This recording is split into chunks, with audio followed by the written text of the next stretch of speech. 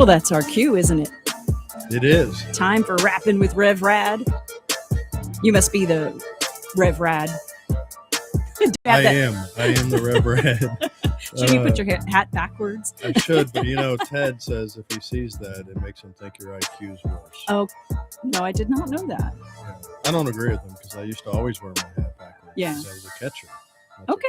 Well, that would make sense. Yeah. Didn't you have a motorcycle that had Rev Rad on the license plate? I did. That was one of my license plates on my motorcycle. That's cool. That's cool. Well, we are both from Hosanna Lutheran Church. I wear dual hats. Speaking of hats, today I'm wearing both of them at the same time, working at Encore Radio as Misty Dawn and also as a music and youth director at Hosanna Lutheran Church. And you are Pastor Tim Radke. And presently the director of VBS. Oh, yes. Yes, indeed. That's God why we have these little darlings and all our volunteers. We almost have one volunteer per kid. When I can only imagine the pressure you have with playing. I could never play in a VBS whatsoever, and I usually stay clear of VBS, but I've loved being a part of it here at Hosanna. And I'm always excited now to see that all the volunteers came back. That's right. To each help. night. So that's always awesome when they show back up. We even had some that came early and stayed. Yeah. I tell them just 2 more days. That's two right. more days. That's right. We don't have 5 in ours, but well, thank you. I'm glad to hear that. Well, we have an interesting topic today. We do. I love the title that came out of it. What the flood? What the flood? Oh, and it's no laughing matter. My goodness, I can't believe we had part 2. We did, and it's just like we talked about it as a congregation on Sunday a little bit, and it's just the immediate sigh of like, really? Again? And it's like this sigh of exhaustion where you're almost already taxed and you haven't even done anything related to the flood, And I think it just reminds us how often things take a toll on us, even emotionally or mentally, but also leave us immediately physiologically tired. Well, thank you. Because I was about to post this past week. Is anybody else out there, like on my Facebook, anybody else out there just drained, exhausted?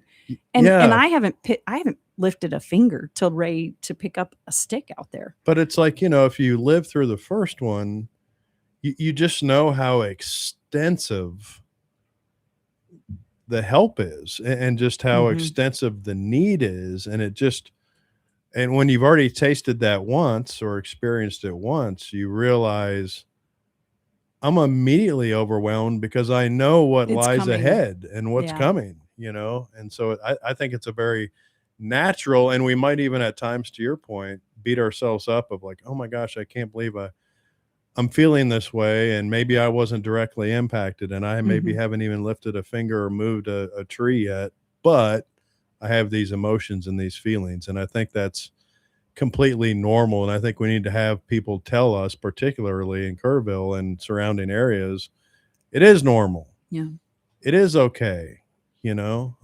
Just as if in any other life experience, right?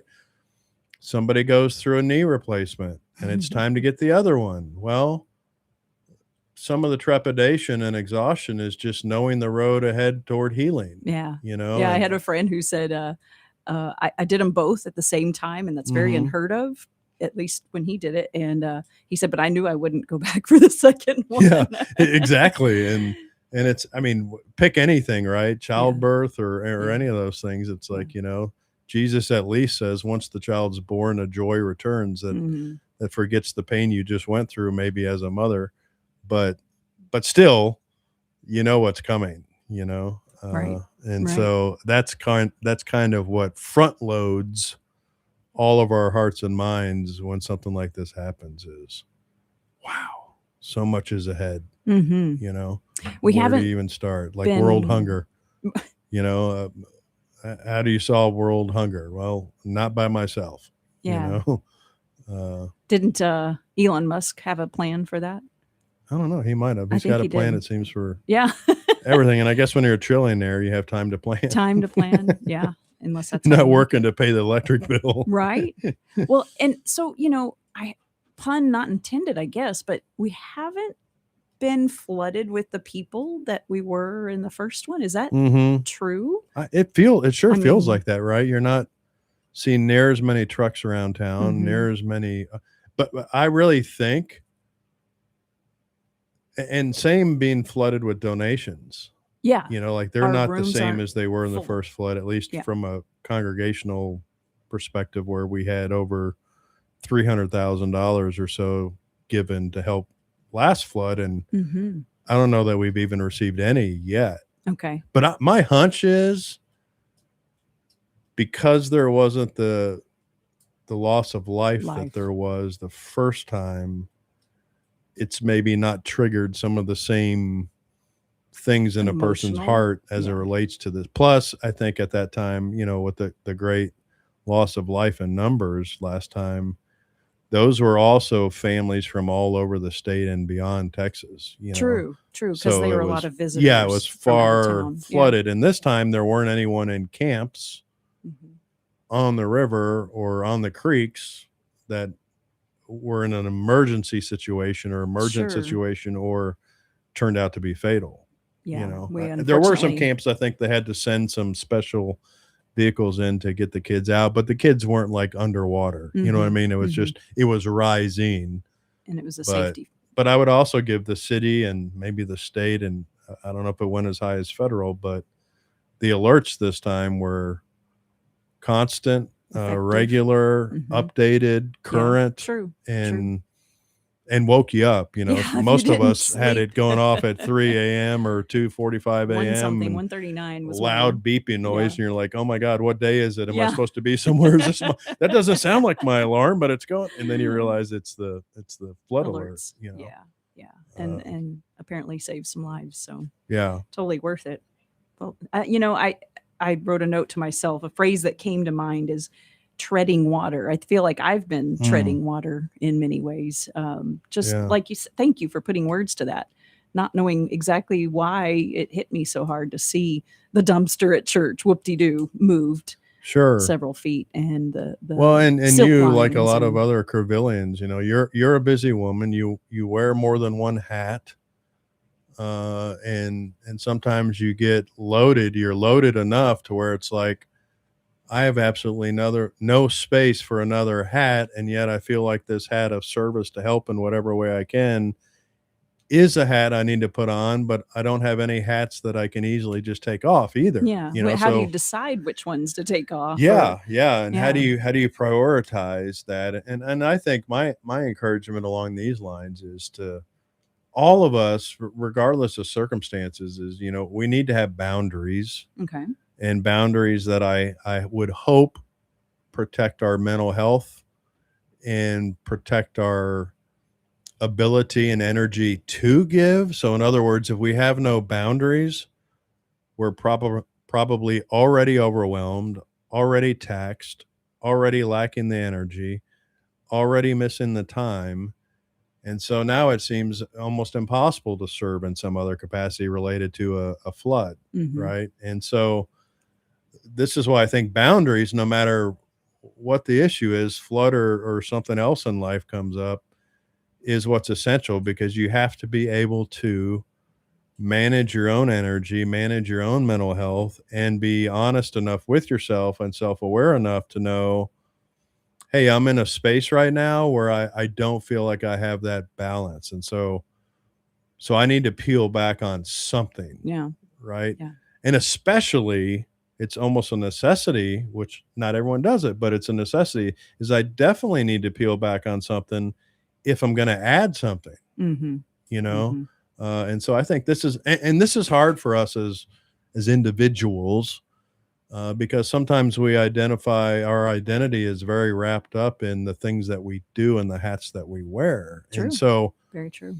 One of the hard things one of the first things we ask somebody when we meet them is, "Hi, my name is," and what do you do? Sure. And then you have kind of your own self-evaluation or confidence or how you feel about yourself. When it's tied into these things, you have to be able to detach enough to say, okay, if I set this important hat aside because I want to step into this realm of service, am I mentally able to deal with people judging me based Right. on the hat that I set down or the job that I was maybe doing 6 tasks related to that job, and I told myself I can only handle 4 and maintain my balance and energy and family life. And you wear hats like you're a wife, you're a mother, Mhm. all these other hats, you're a daughter-in-law, all these things, and you have to just realize, I've got to find a balance, and the balance is only going to come by me saying no to something. And is that no going to cause me this guilt that now that's something I have to wrestle with? Right. Right. And so, You take one thing out of your plate, but then you put the guilt in its place. yeah. Yeah. And Yeah. I went through this a lot just when I went through being diagnosed with like general anxiety disorder. Was I knew I had to not do all the things that I was doing. Mhm. And the hardest part for me, and I don't know, I think this is for any person, not necessarily male or female, but I can only speak from the male perspective, is am I going to be seen as less if I'm doing less? Right. So I really had to Yeah. kind of face Yeah. Especially and with the square up hat, to that myself. the hat El Pastor. Yeah. Yeah. And at Yeah. that point, it was a much larger congregation that I was at and a lot Mhm. more staff Mhm. and stuff. And I just finally had to realize, look, I'm never going to be healthy if I can't say no because I'm worried about what others might think. Mhm. You're either going to get a healthier pastor Right. or you're going to get a pastor who's not healthy, which is probably at some point going to turn into toxic behavior, Yeah. whether personally or a toxic behavior that affects the whole staff or, God forbid, the congregation. Mhm. And so I just finally had to realize, like, all right, Lord, I know who I am. I know what you've called me to do. And if they want me to do more than this, I just have to be able to say I can't. And if I can't means you need to move on to a different guy, then that's what needs to Mhm. happen. Mhm. But if I don't put these boundaries in, my marriage is going to suffer. My fatherhood is going to suffer. My ministry is going to suffer. My relationships with staff that I love and work with is going to suffer. You know what I mean? And it's just going to Sure. trickle. Yeah. And Yeah. I've seen this a lot, and I've seen it in Army. I've seen it with people who are in reserves, and if you're a company commander, you have a lot of responsibilities.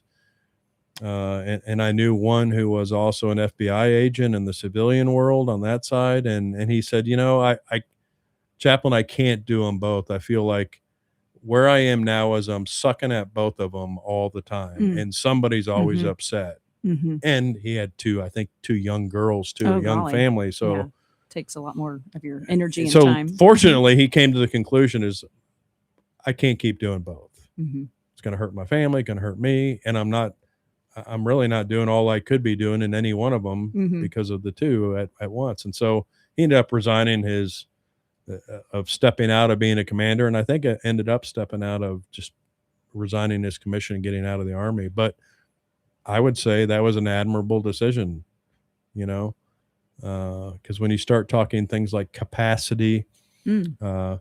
everyone wants to be the worker that everyone believes is the V12, not the V4 twin turbo. You know what I mean? Okay. And so, Gotcha. but I've had to give this counsel to other pastors too. Yeah. Is Oh, I'm sure. you seem to be a V12, Mhm. and your work capacity and work ethic is fantastic, and you believe you're managing everything super well, and you could do even more. But what I'm here to tell you is you're starting to kind of be the source of friction in interoffice relationships. So what I need you to hear is you're not managing it. Mm. You And that's believe hard. that you are, That's hard to take. and if you Yeah. look at it like some people like to, go by checklists for their day. Mhm. For this person, I could tell them, you're checking all the boxes, Getting it done. right? But But there's certain boxes because you're overwhelmed and you can't admit it. You're rubbing some things wrong, Mhm. Mhm. and that's hard to hear because then for that person who number one value to them was to be seen as a hard worker, so for them, it's like you're telling me that I can't work as hard as I'm Yeah, working. but And that's I'm my saying, no, you identity. can. I'm just telling Just you, Mhm, if you keep it this way, this is what your life will look like. And these are the effects and the mhm, aftermath of it. mhm.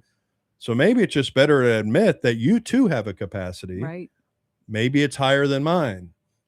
Kudos to you, whatever. right, If that's right. what matters to you, cool. You have a bigger Mhm, capacity than me. But if you're pushing the envelope on your capacity and there's negative outflow in various areas, then I'm here to tell you you're beyond your capacity. mhm. Whether you want to admit it or not, and you're not Superman and you think you are, you're not, Yeah, you know. yeah. And I had to learn that the hard way, and I don't give this advice to somebody else as someone who's never done it wrong. Mhm. I'm like Chief Done It Wrong guy, like call me Chief Done It Wrong, my Indian pastor name. It's like, Oh, it's just funny. hard, and you have to Yeah, swallow your pride, which yeah, is the hardest thing to kill in yourself, yeah. and realize I'm not Jesus. Mhm. And He if died for all, he didn't do it all, Yeah, I and guess, some of maybe. us are Yeah, natural helpers, and we have yeah. a smidgen of a Messiah complex, and we think, I got to get involved for this thing to get better, Mhm. and then you look at the life and ministry of Jesus and you realize, guess what? He spread the work around 12 guys. Exactly. And then he trained those guys to learn how to train guys and Mhm, gals to mhm, do things mhm, and to share things and to delegate things. mhm. And Jesus didn't heal everybody, and He Jesus had them didn't heal. fix Yeah. every brokenness, and Jesus didn't forgive every sin when those who were not wanting it forgiven, right? And I mean, Right. so even Jesus, who is the one who could do all things, Right, right. doesn't do all things in his humanity. And I think that's something for us to understand and realize is he gave us a pattern for a healthier life, which is, I mean, if Jesus says, I need to pray, Mhm. I need to get away from situations and be alone, I need Mm. solitude, Mhm, I need rest. mhm. If he's saying this as the God man, The God man, love how that. would it not apply to any of us Yes, that are not God yes. Yeah. and human, right? And so, yeah, so to me, that's Jesus really does give the model and realizes, right, like you were talking about flood is, you know what, maybe all I can do healthily right now for the flood is donate $10 to somebody who needs it. Right. I saw Maybe all I can somebody do today or right now Mhm. is I've got an hour window that if I take it, it's not going to hurt any of my other vocations and I can help remove debris from somebody's yard. Yeah, And yeah. I got to be like, that's what I could give right now, Mhm, mhm. and It's not about just the financial, but time as yeah, our right. And commodity it's as not well. Mhm, quantity necessarily. mhm. It's just like, hey, what you can get of me is I've got about 20% left of me, Mhm, but I'll give you all that 20%, mhm. and you in your heart, you might be, but I want to give 100% of my, well, Yeah. it's like, you don't have it. You To give. don't, you Yes, still got to show yes. up to work tomorrow, and you still Mhm. got to take your spouse to that doctor appointment tomorrow, or you got this rehab appointment Mhm. tomorrow, like Well, and a lot you of can't. our generation is in between. We have parents and we have adult Sure. kids, but Right. some of the what do they call it? The sandwich generation. We're Yeah. in Yeah, between. you and I are in that era of where Mhm, there's care for parents or in-laws, and mhm. and maybe it's possible for people too. You might be the only one that's alive to help your cousin who's aging or Right. something, and Some so we could be flooded with all kinds of yeah, yeah, needs. and Yeah. it's like, and here's what I hope people hear from God, right, is if you're overwhelmed, say, providing care for a family member as a caregiver, this is what God wants you to do. And if that care doesn't allow you to do something for the flood, you're not being ungodly or uncaring Mhm, or aloof. mhm. You just realize, hey, for this moment, God has me doing this great service, which Yeah. is helping my mom who's on hospice or whatever. Sure. My mom's not, but I mean, You were making the yeah, general. Yeah. that's the case. Yeah. And so I think this is where a Lutheran view of vocation is beautiful, because every vocation is holy. there was this medieval thought that the only holy vocation is if you become a priest or enter a religious order, right? And Luther changes that and says, no, I mean, all of these things are holy work when we're serving our neighbor, right? So when you go to work, let's say you're a doctor and you're diagnosing and you're doing stuff, that's holy work. It's not holy only if you mention Jesus or you try to convert patients, right? Like, right. That's going to get annoying after a while, right? If you're the patient of the doctor, like, just let's not go there. I came to you because I'm sick and you're the doctor. And that's still and God uses doctors like you to help me heal. Yeah. So you're doing a holy work. And if you're a mom and you don't work outside the home, that you don't beat yourself up, because that's a holy work being a mom. And you're raising and forming your kids' minds and hearts and souls and morals and those sorts of things. And so a mission field at home. Yeah, that's holy. And the guy who came through and picked our overloaded dumpster can up today, like, that's a holy work, and that's a blessing. If he's not here, we all got piles of trash in our neighborhood and out front, you know what I mean? So it's like, this is how God works through and blesses all of us, is through all of these vocations. And some of us, most everybody has more than one. You might be husband, wife, son, daughter, friend, church worker, concrete pourer, praise God that families don't have accidents on vacation and travel because somebody had the vocation of fixing potholes. There you go. And so it's like, when you begin to see the world this way, you realize, boy, thank God for that guy who's in 100-degree heat slapping asphalt on the ground to fix these literally holes. Today, 100. Yeah. Feels like 104, I believe. And now my little mom driving down this road isn't going to wreck or get a flat tire and not be able to fix it, because that guy showed up to work today. Right. And God blessed my mom through that guy doing his job, And so when we see the world this way, I think we beat ourselves up far less for what I'm not able to necessarily volunteer for, as if I'm not doing enough. Now, it could be the fact for some people, you ain't doing enough, like, come on now. you're maybe slacking, whatever situation you're sure, in. You're a successful 20-something. Your bills are paid. You got a great job. You got hours to game during the week. You know what?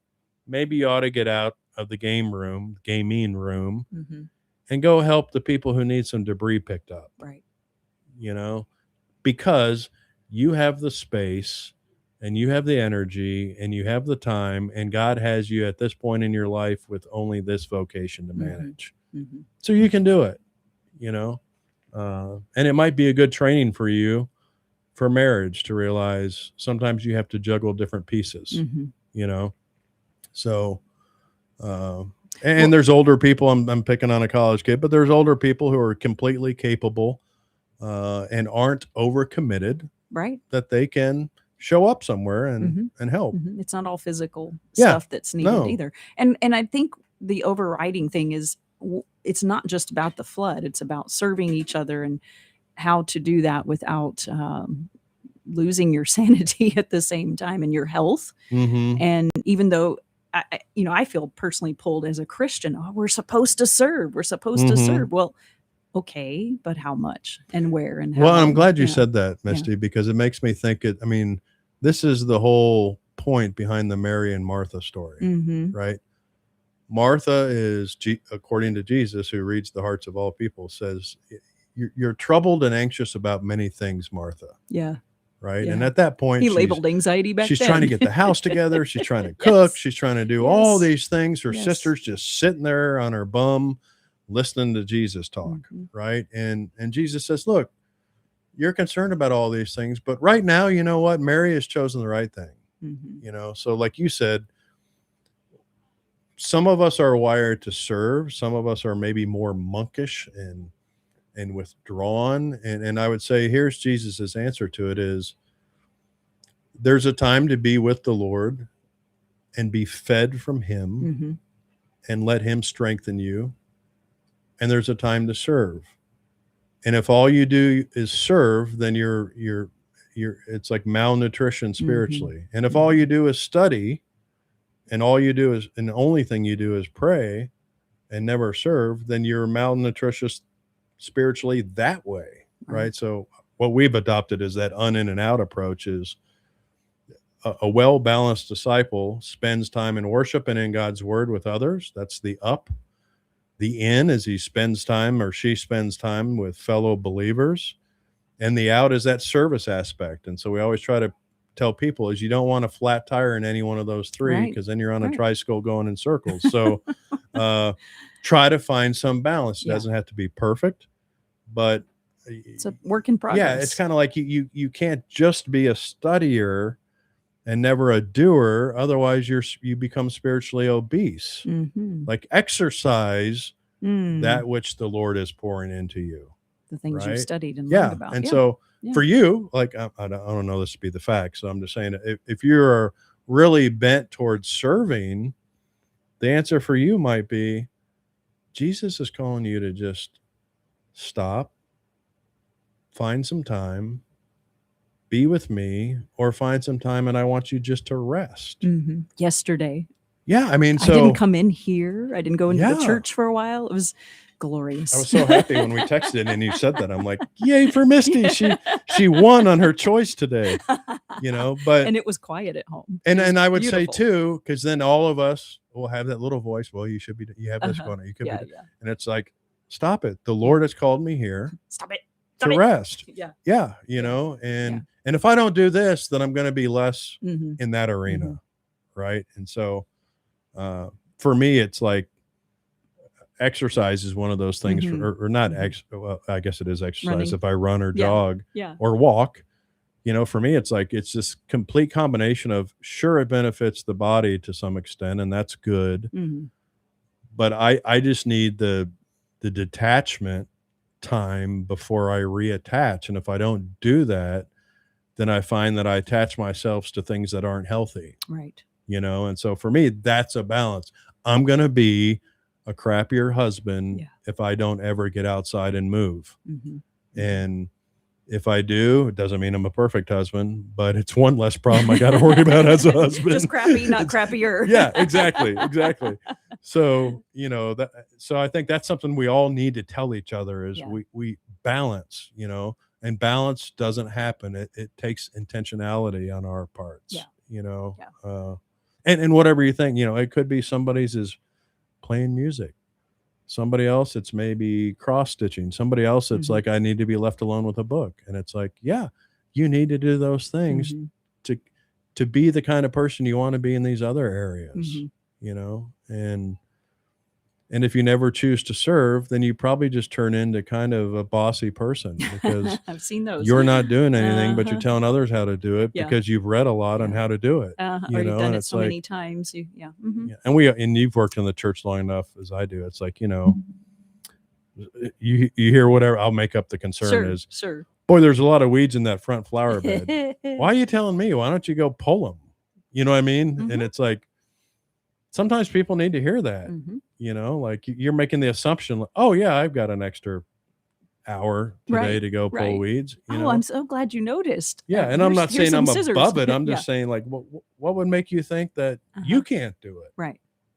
And that's maybe a goofy example, but you get the church point. Staff realizes many times things like this get dumped. And our job sometimes is to say, hey, you can be part of the solution, because guess what? If you had some need at your house, I might take time out of my day to come to your house and help. Right. And this is our house. So why don't we just approach it like we're all in it together? Yeah. Yeah. I love that. Well, we do have Vacation Bible School this evening and 2 more nights of it. Yes. 2 more nights. I'm excited to say. And, it's fun. It's hard and it's fun. All at the same time. It is all of those things. It's both. It's all. And I have the easiest job of all VBS for the most part. So you got to squirt the kids with water. I can pray for the ones in the rooms, the class leaders, and parents are just yucking it up after they drop the kids. There you go. Now we can have our time, but they need that conversation. Too. They need it too. This might be the perfect thing. Is the kid is fed literally, physically at VBS, fed the word. and the marriage is fed because they've got the kids over here. And so just have a little time. And to me, it's alone. like, yeah, they shouldn't feel guilty. No, not at all. And there's young parents who are like, I really should volunteer, but I enjoy this time with my husband or my wife. And it's like, and hey, maybe in this phase of your life, that's it. Maybe when you're 50, volunteer at VBS, but don't beat yourself up now. Right. Because you're a young family. You're never without your kids. Your kids are out. Go have some fun together. Yeah, we do have a family. Just make sure you pick up these kids. Right. No, and by these little heathens. Well, thank you, Pastor Tim. Yeah, thank you. And we happen to have this programmed in already. Jamie McDonald, Left It in the River. I love this song. And if you're listening, Cliff, hopefully we'll sing it sometime, but it may be a special case scenario. Thanks again. KWSP 104.9 FM, LP Curvin.